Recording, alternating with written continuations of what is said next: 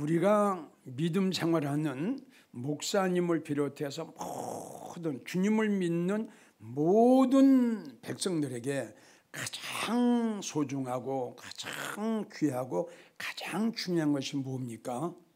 한번 대답해 보세요. 이 물음에 예 목사님, 우리가 믿음 생활을 하는 중에 가장 중요한 것은 이겁니다 라고 대답하는 성도는 정말 복받은 성도고 믿음 생활 아주 바로한 성도입니다. 그런데 이런 물음에 물론 성도들 따라서 대답하는 게 아주 다양할 겁니다. 우리가 믿음 생활을 하는데, 신앙 생활을 하는데 어떤 것이 가장 소중한 것을 이걸 모르고 믿음 생활을 하면 그 성도 어떻게 되겠어요? 자, 내가 이기용 목사가 목회를 갔는데 성도들에게, 아니 우리 모두에게 가장 중요한 것이 무엇인가 이걸 모르고 내가 목회를 한다면 성도들에게 뭘 내가 가르치겠어요? 자, 하나님이 원하시는 건 성도들 모든 주님을 믿는 모든 사람들에게 가장 중요한 것이 1번은 이거라 말씀하셨는데 그걸 모르고 내가 사역을 하고 그걸 모르고 내가 설교를 한다면 성도들 어떻게 되겠어요? 그래서 에베소 3장 13절에 하신 말씀이 주님은 우리에게 이렇게 말씀하셨어요. 하나님의 아들을 믿는 것과 그 다음에 그 말씀이 굉장히 중요합니다. 알고 믿어라. 그러니까 하나님의 아들을 믿는 것과 믿는 걸로 끝나지 말고 믿으려면 알고 믿어라. 이게 얼마나 중요한 겁니까? 지금 여러분들에게 이야기를 한 대로 그냥 교회를 나가서 열심히 하고 참 충성하고 봉사 많이 했는데 믿음의 종류도 은혜의 종류도 또 천국의 종류도 그리고 말씀의 종류도 아무것도 모르면서 그냥 교회 다니면서 입으로는 주여 주여 한 거예요. 그래서 주님이 말씀하시기를 믿으려면 알고 믿어라. 그 다음에 하신 말씀에 알고 믿어야 너는 온전한 성도가 된다. 온전한 성도가 돼야 그리스도 예수의 충만한 분량까지 네가 이르게 될 것이다. 그러니까 오늘날 우리 한국교회 성도들 보면 아는 게 별로 없어요. 그냥 믿는 걸로 끝나버립니다. 그래서 주님은 우리에게 뭐라고 다시 믿었으면 알고 믿어라. 지금 여러분들이 말씀드린 대로 이런 말씀의 종류도 그리고 믿음의 종류도 또 은혜의 중요성도 그리고 천국을 내가 어디 갈 것인가 좀 이런 걸 알고 좀 믿음 생활해라. 천국이 어떤 곳인가? 나는 죽으면 천국 어디 갈 것인가? 나는 천국에 가서 어떤 면류관을 쓸 것인가? 난 천국에 가서 무슨 일을 할 것인가? 아니 이 정도는 우리가 알고 믿음 생활해야 될 거 아니에요? 그러니까 우리 하나님 주님께서는 바울 사도를 데려가셔가지고 셋째 천국을 쫙 보여주신 거 아닙니까? 그래가지고 고린도전서 15장 41절을 보시면 내가 천국을 가봤더니 영광이 있는데 다 똑같지 않다. 해의 영광도 있고 달의 영광도 있고 별의 영광도 있는데 영광이라도 똑같지 않다. 그 이유는 뭐냐? 믿음이 틀려요. 신앙생활한 게 틀려요. 여기서 주님 앞에 한 일이 없어요. 이제 천국 가면 굉장히 세밀합니다. 정말 예배 10번 나온 성도하고 9번 나온 성도하고 우리가 생각할 적은 한 번이지만 주님께서 보실 적에 하나님께서 보실 적에 그게 아니에요. 믿어지죠? 믿음 생활 잘한 성도나 엉망으로 한 성도나 우리 하나님 천국에서 똑같은 멸류관을 준다면 그 열심히 믿음 생활할 게 뭐 있어요? 대충 믿다가 천국 가면 다 똑같이 살 텐데. 그래서 다시 한번 여러분들에게 강조하는 것은 알고 믿는 것이 성도에게는 아주 중요합니다. 그래서 이 시간 여러분들에게 소개하고 말씀드리고자 하는 것은 믿음 생활하는 우리 모두에게 가장 중요한 것이 뭐냐? 하나님의 말씀입니다. 이거는 그동안 제가 수십 번 강조해왔던 이 설교입니다. 자, 그래서 이제 성경에 기록된 그 말씀을 보면 누가복음 10장의 38절을 보면 예수님께서 그 마르다의 집에 들어가시죠. 네, 이거는 참 이 말씀을 중요하다고 설교를 할 때 이 마르다와 마리아에 대해서 빼놓을 수가 없는 사건이에요. 이 사건이요. 그러니까 예수님이 마르다 집에 들어가셨어요. 들어가셨는데 영접은 성경을 보게 되면 마르다가 했습니다.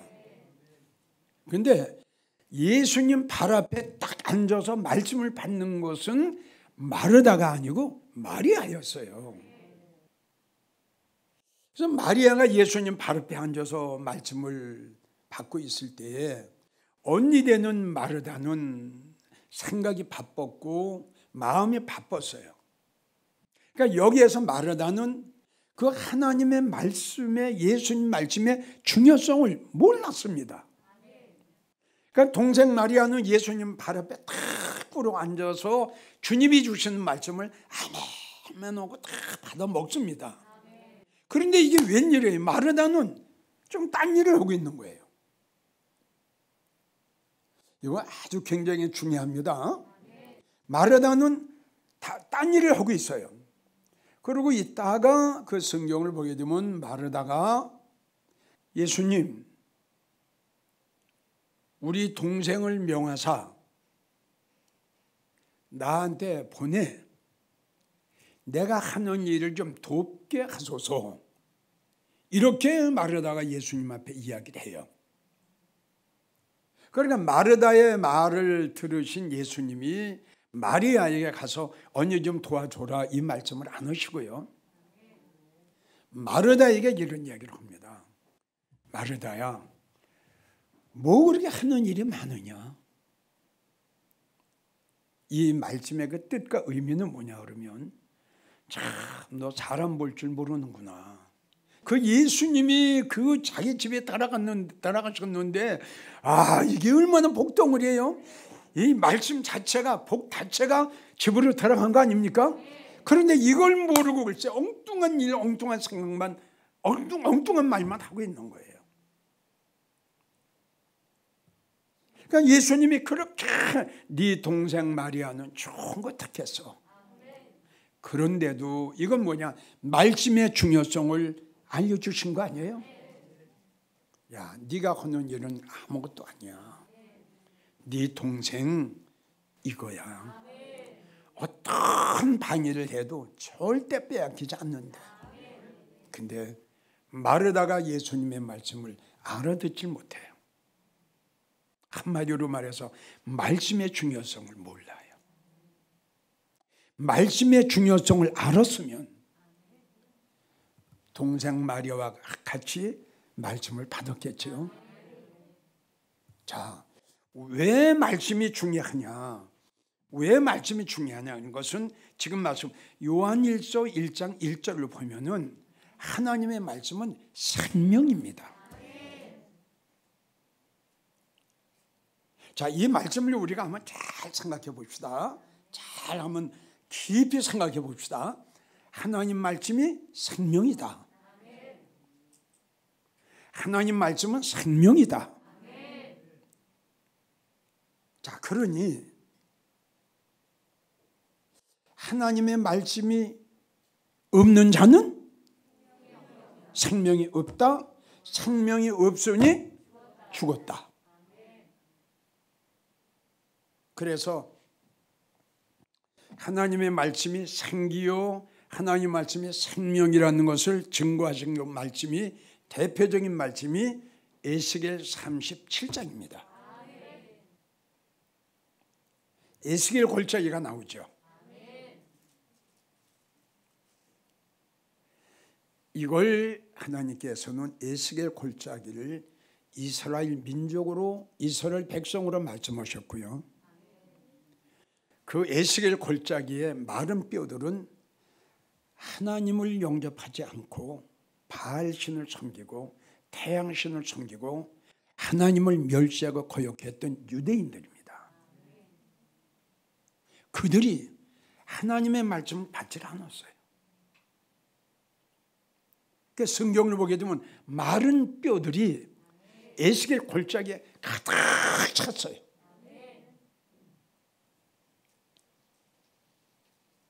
자, 이 말씀이 신약에 와서 연결되는 것이 마태복음 23장하고 연결이 됩니다.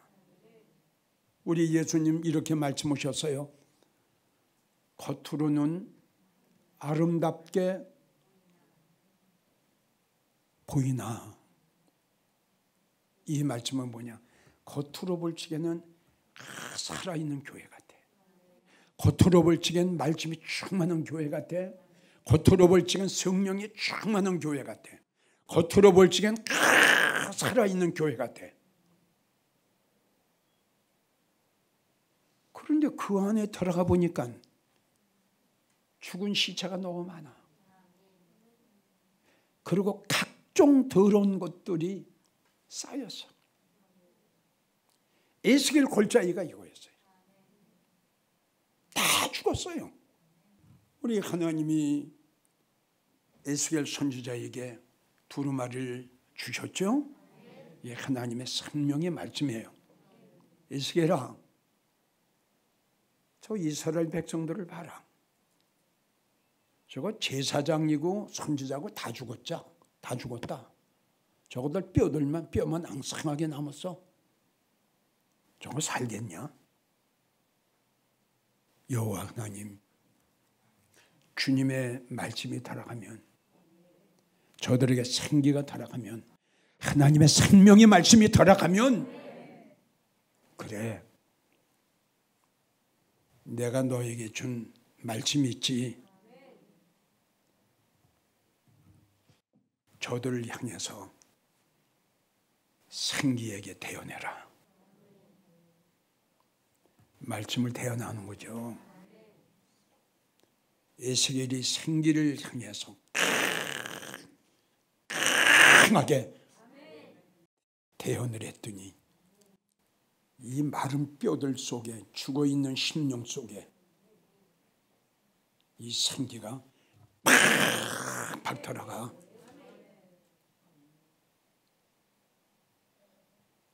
피쩍 말라 다 죽은 마른 뼈들이 이 생기가 들어가면서, 하나님 말씀이 들어가면서 살아나는데 엄청난 기적의 역사가 일어나는 거예요.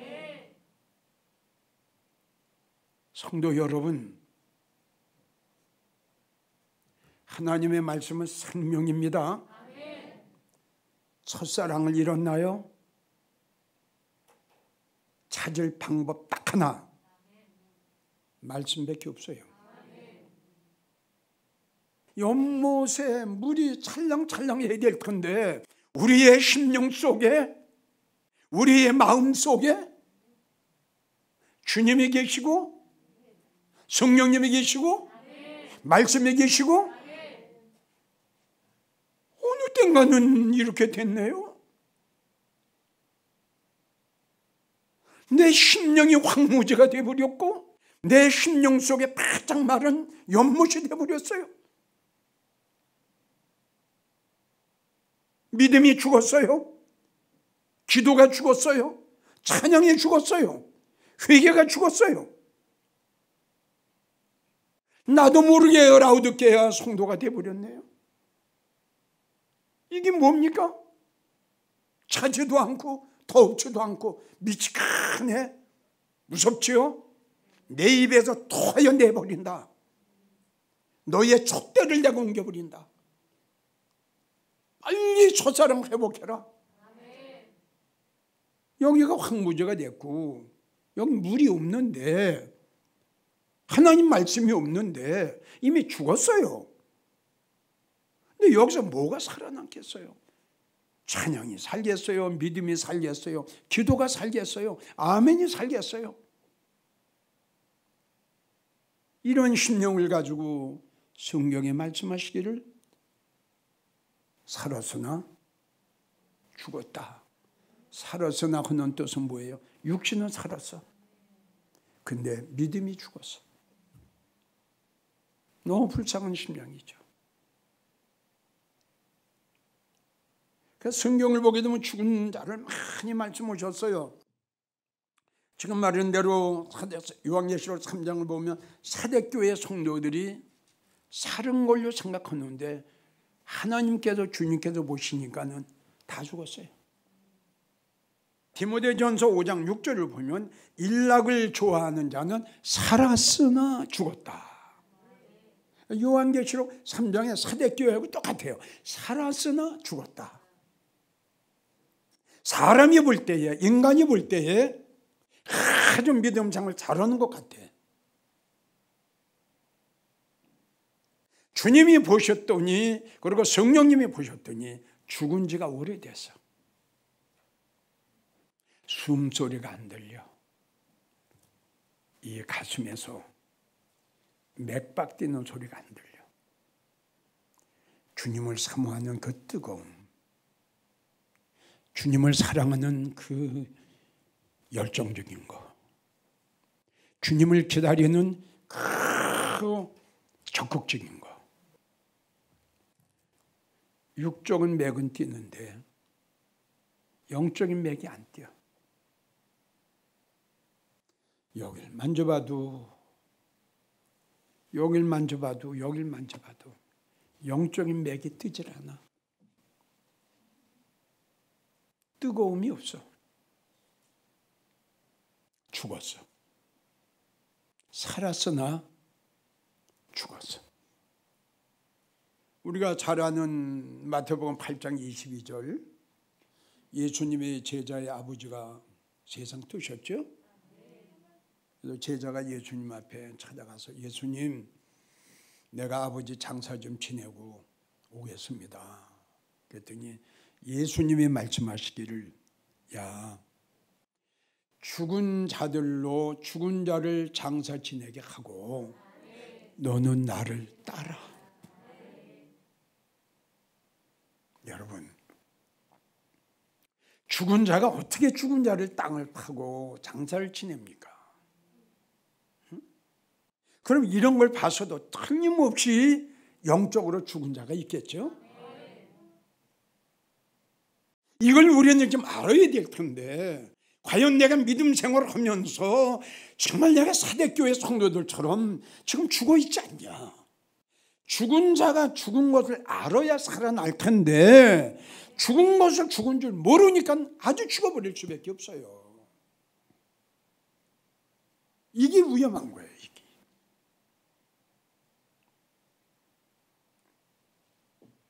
에베소 5장 14절을 보면 잠자는 자여 죽은 자들 가운데 깨어 일어나라.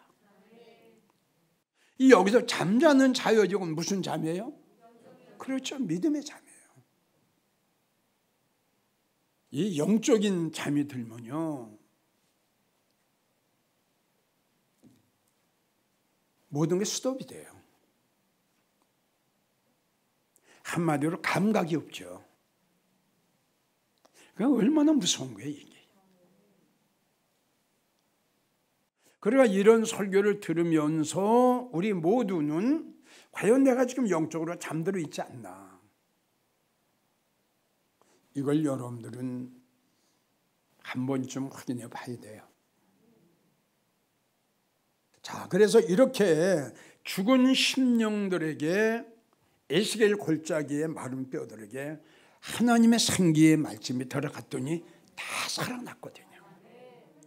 그래서 다시 강조하는 건, 여기 성경에서 산 자와 죽은 자를 하나님이 말씀하신 것은, 살아있다는 것은 생명 되시는 하나님의 말씀이 우리의 심령 속에 쭉 만약에 임한 자를 말씀했고, 여기서 살았으나 죽었다고 하신 말씀은 성경을 가지고 교회 나가 입으로는 주여 주여 하되 그 심령 속에 생명이 없는 거예요.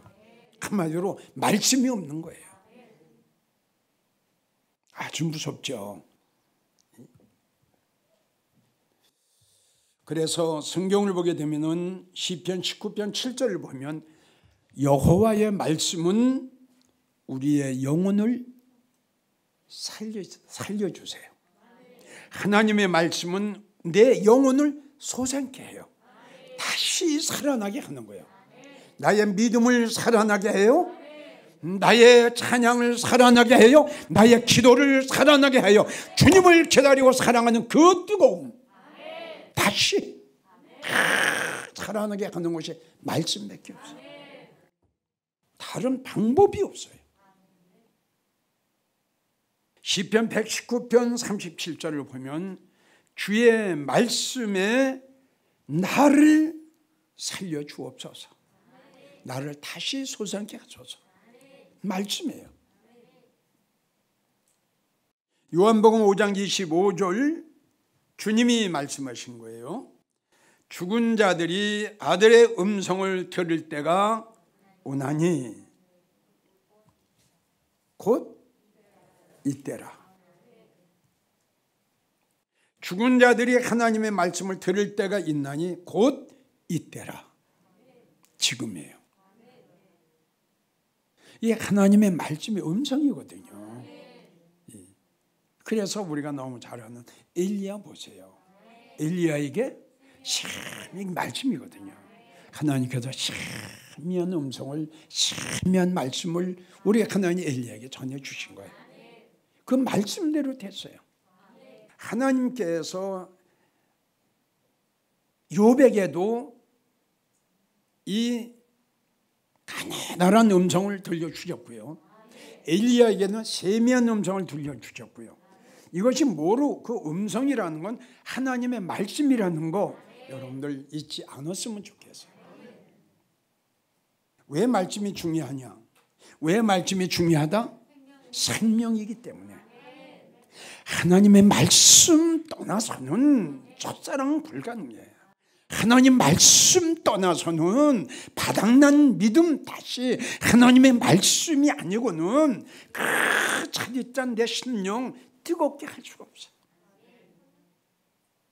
말씀이야. 두 번째, 하나님 말씀이 왜 그렇게 중요하냐? 하나님의 말씀은 우리의 힘, 우리의 용기, 우리의 위로. 우리가 믿음 생활을 하다 보면 낙심할 때도 있고 절망할 때도 있고 또 힘들고 어려운 일이 생기게 되면 너무 속상하죠. 그래서 우리가 믿음 생활을 하다 보면 많은 어려움을 당하게 됩니다. 뭐 한두 가지가 아니에요. 자, 그러면 그냥 실망하고 낙심하고 속상하고 있을 때 이거 뭔가 내가 힘이 좀 나야 되겠고 용기를 좀 얻어야 되겠고 좀 뭔가 위로를 받아야 될 텐데 이 세상 말 가지고는 안 됩니다. 그래서 하나님 말씀은 우리가 환난을 당할 때, 어려운 일을 당했을 때에 실망하고 낙심하고 절망할 때 나에게 힘이 돼요.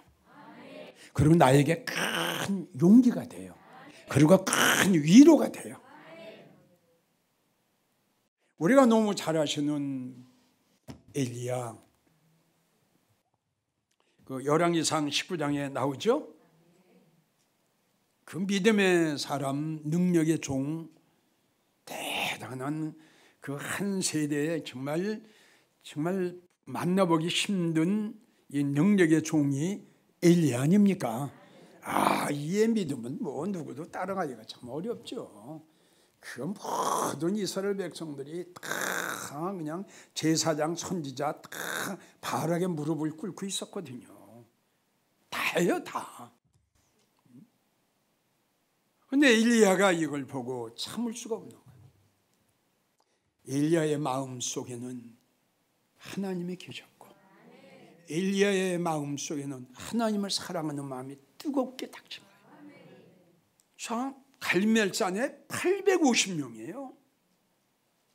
하나님 편의 성원은 엘리야 딱 하나예요. 그래서 엘리야가 이렇게 고백하지 않습니까? 하나님, 나만 갈멜산에 지금 올라왔습니다. 갈멜산에서 진리와 비진리가 갈려집니다. 빛과 어둠이, 생명과 사망이. 이것 때문에 엘리야가 올라간 거예요.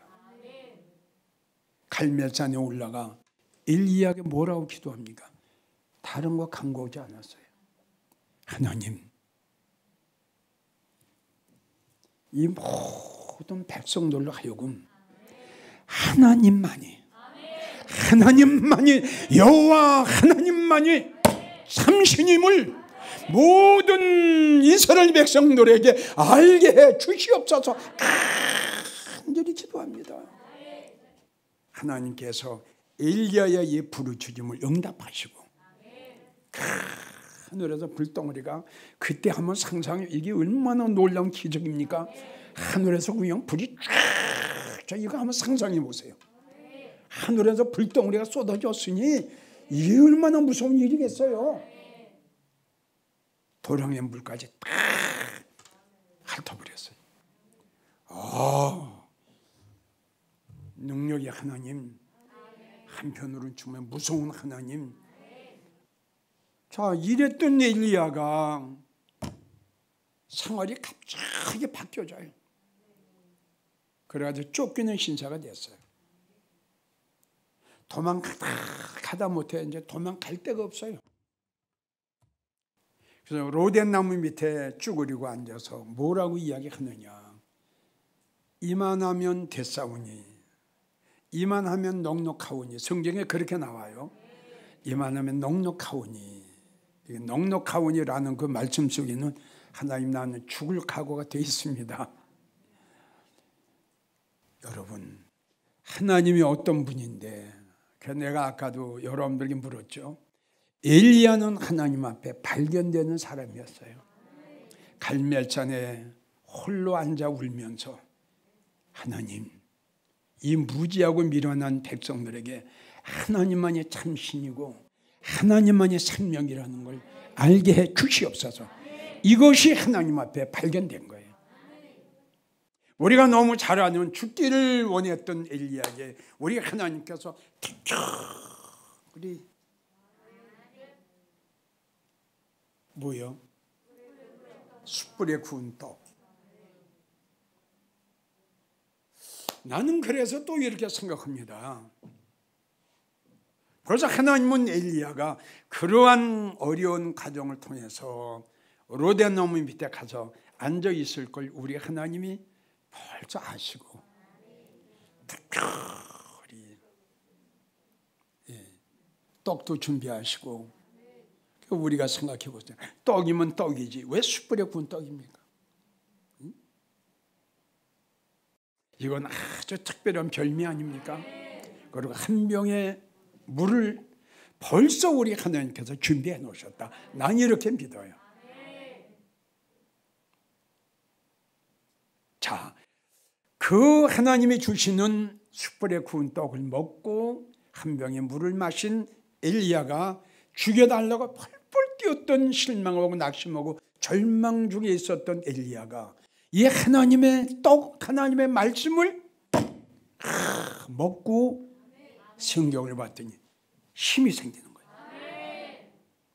여러분, 하나님의 말씀은 내가 실망하고 절망하고 낙심하고 정말 어렵게 사는 분들은 어떤 때는 하나님 이렇게 사느니 차라리 죽는 게 더 낫다, 이런 생각을 해본 성도들도 없지 않아 있을 거예요. 참 오죽하면은 이러한 생각을 하고 오죽하면 이런 말을 하겠어요? 얼마나 생활이 어렵고 그 환난과 그 연단과 그 어려움을 극복하기가 얼마나 힘들면 이런 생각을 하겠어요? 이럴 때 그 성도를 용기를 갖게 하고 힘을 갖게 하고 다시 출발하게 하는 것은 하나님 말씀밖에 없어요. 그래서 성경을 보게 되면은 시편 119편 50절을 보면은 하나님의 말씀은 내가 곤란할 때 위로라. 위로라는 것은 힘을 주는 거거든요. 그리고 이사야 51장 12절을 보면 너를 위로하는 이는 나밖에 없다. 너에게 힘을 주고 절망하고 낙심하고 희망 포기하고 소망이 없는 너에게 소망을 주게 하고 실망 중에 다리를 팍 박차고 호렙산을 향해서 달려가게 하는 것도 말씀밖에 없어. 너에게 힘을 주고 너에게 용기를 주고 하는 건 나의 오늘 하나님 말씀밖에 없다. 하나님은 우리에게 이렇게 말씀하셨어요. 하나님의 말씀은 곤란 중에 절망 중에 나에게 용기가 되고 힘이 된다. 자, 또 신약에 와서 한 사람을 소개하자면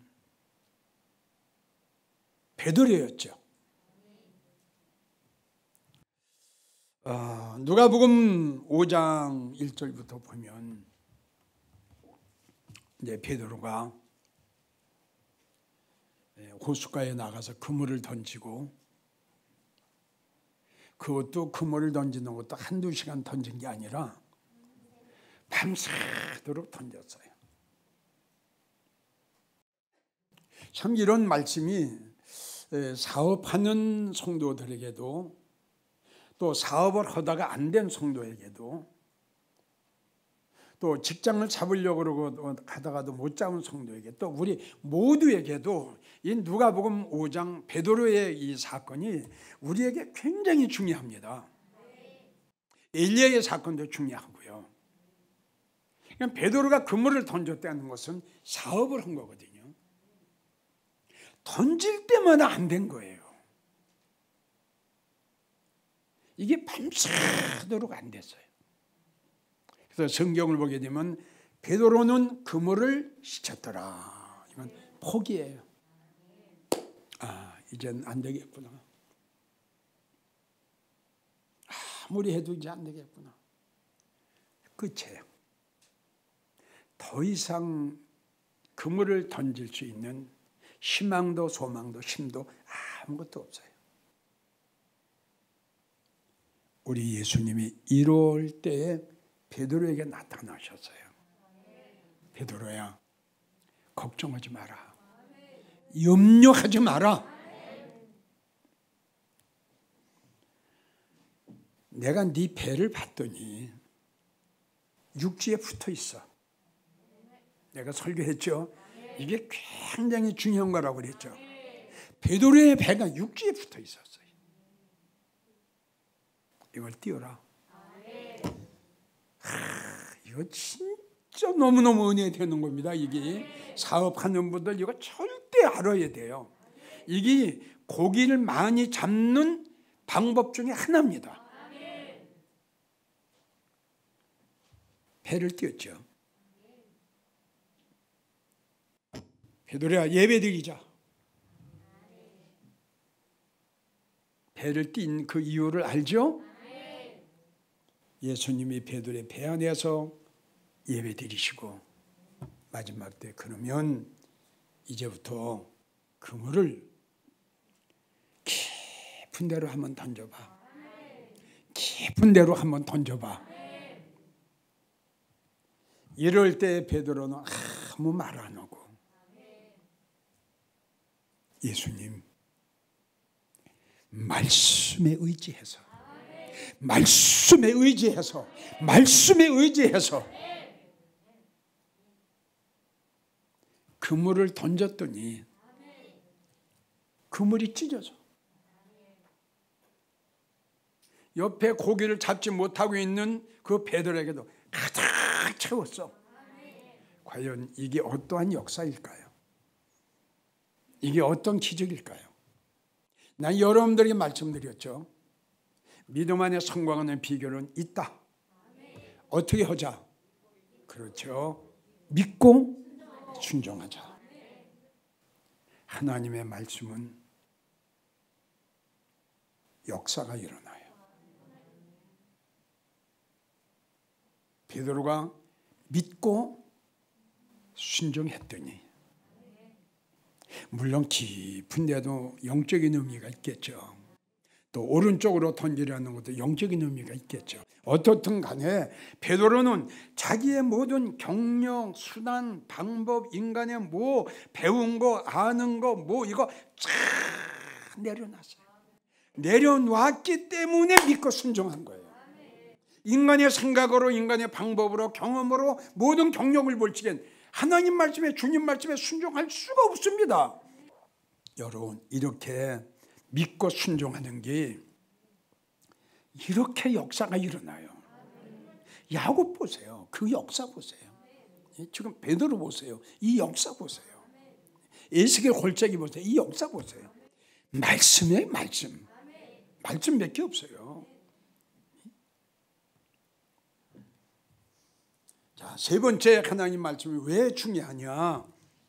하나님의 말씀은 이게 영혼의 양식이다. 영혼의 양식. 영혼의 양식. 내 영혼을 자라게 하는 거예요. 내 영혼을 강하게, 내 영혼을 부하게 하는 거예요. 이 말씀이. 이것이 우리 영혼의 양식이다. 그래서 이사야 58장 11절도 보면은 마른 곳에서도 우리의 영혼을 만족해 하신다. 시편 105편 40절도 역시 마찬가지. 하늘 양식으로 우리를 만족해 하신다. 그 다음에 말씀의 중요성이 뭐냐 그러면 하나님의 말씀은 최고의 축복입니다. 이거는 정말 우리 성도들이 좀 알고 믿음 생활했으면 좋겠어요. 성도 여러분, 우리가 이 세상 떠날 때 모든 건 다 놓고 갑니다. 가지고 갈 수가 없습니다. 그런데 가지고 가는 게 있습니다. 하나님의 말씀입니다. 하나님의 말씀입니다. 여기에서 하나님이 나의 생명을 오라고 하시기 전에 내가 믿음 생활을 하면서 이 하나님의 말씀 중에 얼마나 최고의 말씀을 내가 받아 먹었느냐. 멋있죠? 최고의 축복이 말씀의 축복, 최고의 영광이 말씀의 영광. 이 귀한 말씀을 왜 그렇게 모르고 믿음 생활을 했습니까? 이 말씀은 그대로 가져갑니다. 그래서 성경은 뭐라고 그랬습니까? 여호와의 말씀은 영원이다. 안 없어진다는 거예요. 결론을 내지면서 중국에서 이 설교를 들으셨던 장로님, 권사님, 집사님, 이 시간 여러분들에게 강조했습니다. 믿음 생활하는 성도들에게 가장 중요한 것이 뭐냐? 말씀이다. 왜 말씀이 그렇게 중요하냐? 하나님의 말씀은 내가 호흡이 맥박이 뛰질 않아. 영적인 호흡이 끊어졌어. 아멘인가요? 영적으로 죽었어요. 호흡이 끊어졌어요. 이 영적으로 죽은 믿음이 죽은, 기도가 죽은, 찬양이 죽은, 회개가 죽은, 첫사랑을 잃은 걸 다시 회복되게 하는 것, 다시 살아나게 하는 것, 막 살아나게 하는 것. 하나님의 말씀밖에 없어요. 왜? 생명이다. 그래서 말씀이 중요한 거예요. 두 번째, 하나님 말씀이 왜 중요하다? 힘들고 어렵고 낙심하고 절망하고 사랑하기가 힘들구나. 에서가 말한 대로 죽게 되었으니, 엘리야가 말한 대로 죽게 되었으니, 이럴 때 그 죽음의 구렁통에서 딱 살아나게 하는 거. 아멘이에요.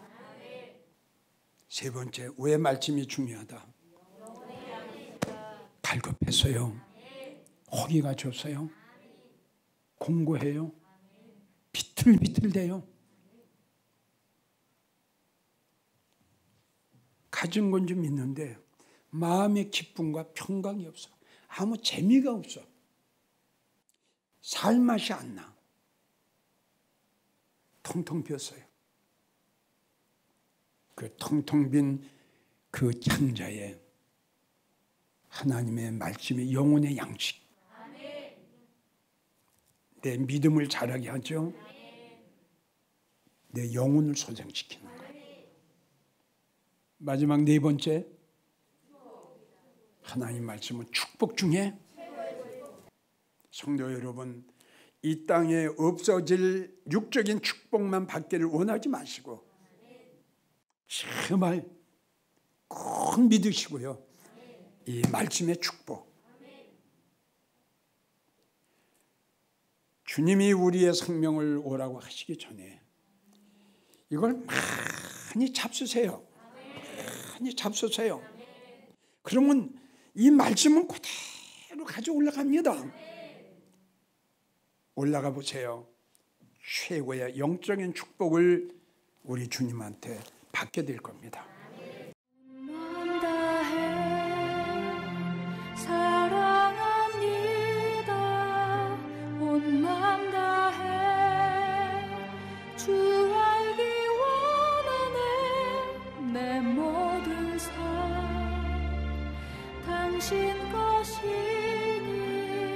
주만 섬기리